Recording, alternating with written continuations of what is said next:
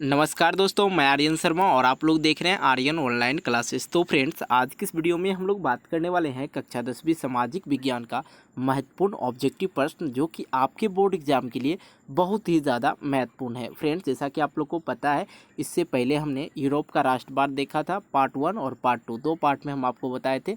ये जो है इसका दूसरा अध्याय है, हिस्ट्री का दूसरा अध्याय समाजवाद और साम्यवाद का पहला पार्ट है। और इसके बाद हम आपको दूसरा पार्ट का लिंक डिस्क्रिप्शन बॉक्स में दे देंगे, आप लोग वहां से भी जाके देख सकते हैं। यदि आप लोग यूरोप का राष्ट्रवाद को नहीं देखे हैं तो वीडियो के नीचे डिस्क्रिप्शन बॉक्स में आपको लिंक मिलेगा, जहां से आप लोग जाके देख सकते हैं।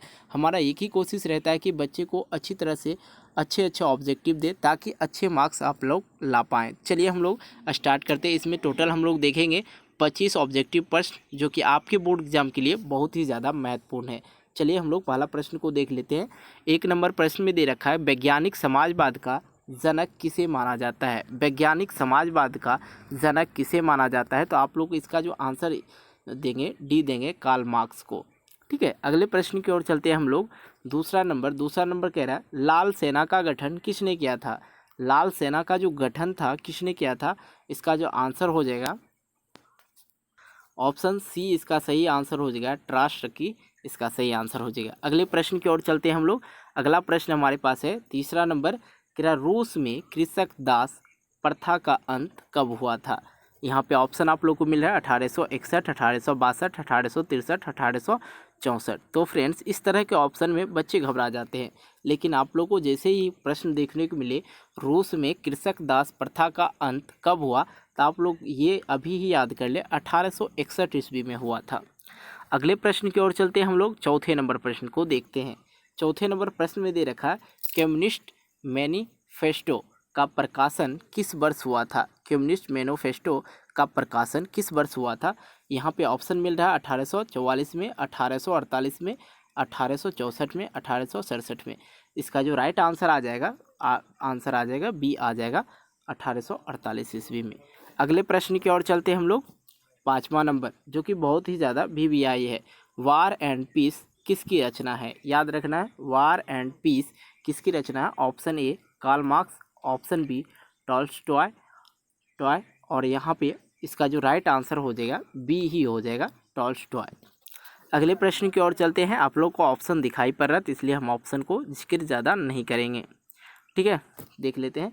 रूस में जार का अर्थ क्या होता है। देखिए, रूस में जार का अर्थ क्या होता है, तो रूस का सम्राट होता है। देखिए, जार मतलब होता है, जार तो बर्तन को भी बोला जाता है, जो कि गम इस तरह के होते हैं, जग, जार ही बोला जाता है। लेकिन आप इस चीज़ को अच्छी तरह समझ ले, रूस में जार का जो अर्थ होता है, देखिए ऑप्शन किस तरह मिलता है, बच्चे कन्फ्यूज़ हो जाते हैं। पानी के पीने का बर्तन, पानी रखने का मिट्टी का बर्तन, या रूस का सम्मान। इसका जो आंसर आप लोग को करना है रूस के सम्राट को। बिल्कुल इस चीज़ को याद रखेंगे, रूस के जार रूस के सम्राट को बोला जाता है। अगले प्रश्न की ओर चलते हैं हम लोग। 7वां नंबर, जो बिल्कुल इम्पोर्टेंट है, कार्ल मार्क्स का जन्म कहाँ हुआ था। तो कार्ल मार्क्स जन्म हुआ था जर्मनी में। इसका जो राइट आंसर हो जाएगा बी हो जाएगा। अगले प्रश्न की ओर चलते हैं हम लोग।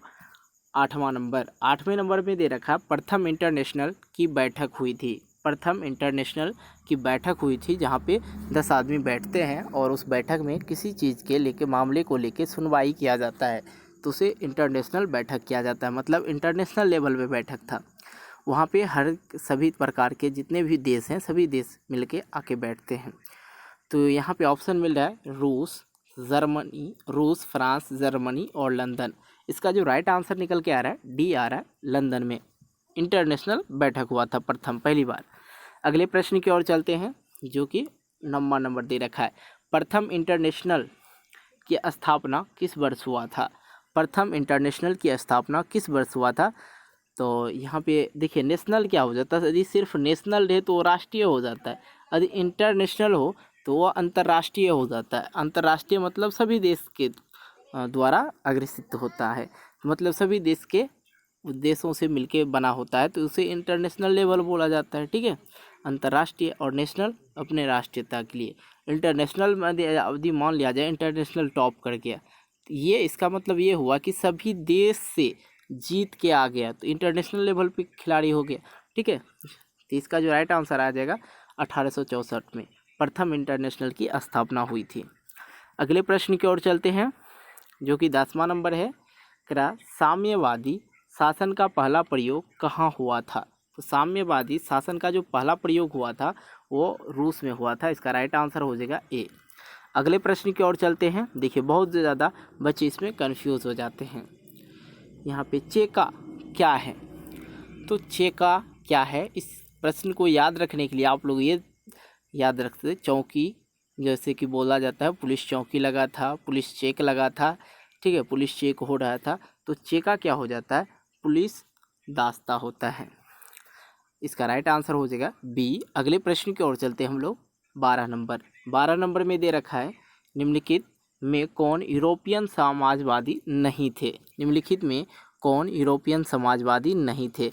देखिए लुई ब्लॉ ये भी थे, सेंट साइमन भी थे, रॉबर्ट ओवन भी थे, लेकिन कार्ल मार्क्स जो थे यूरोपियन समाजवादी नहीं थे। ठीक है, आंसर सही करना है सी।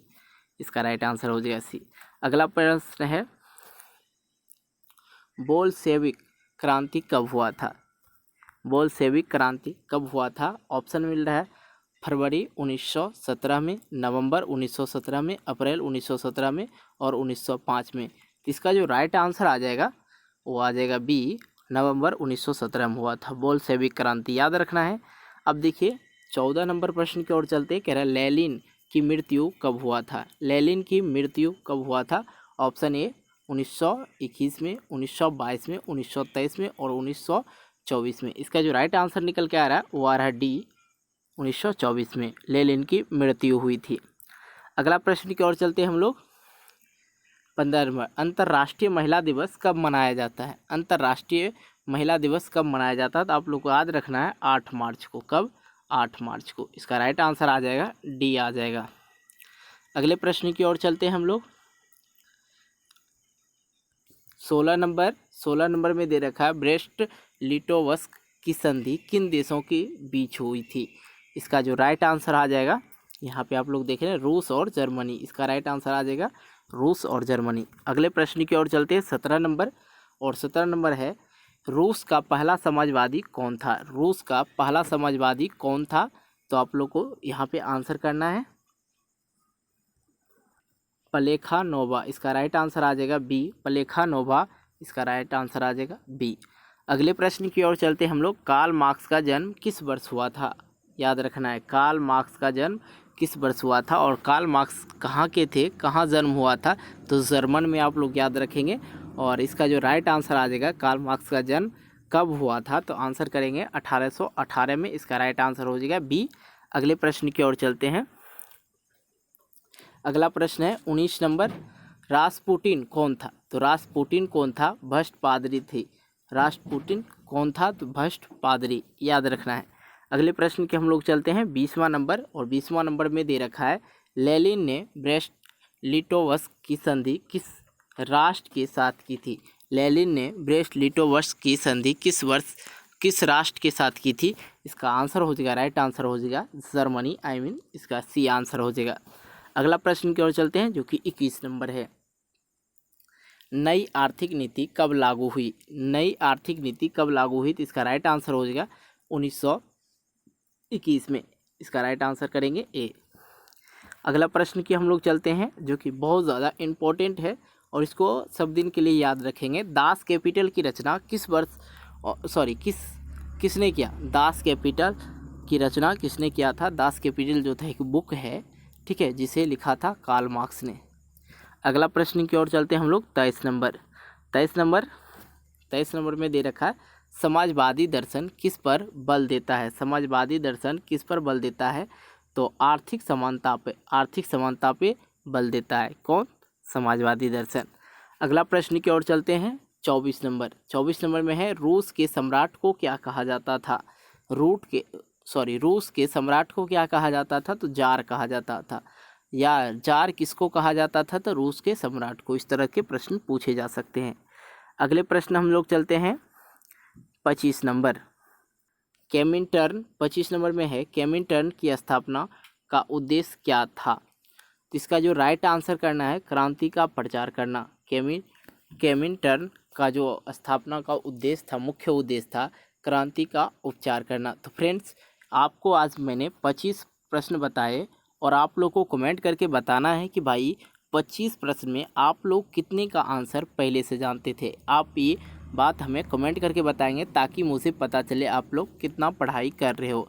तो भाई इसका जो है नेक्स्ट पार्ट आपको वीडियो के डिस्क्रिप्शन बॉक्स में मिल जाएगा, जहां से आप लोग जाके देख सकते हैं। तो मिलते हैं एक नई वीडियो को लेके, तब तक के लिए बाय बाय। जय हिंद, जय भारत। वीडियो को लाइक ज़रूर करें, आपका एक लाइक मुझे मोटिवेट करता है।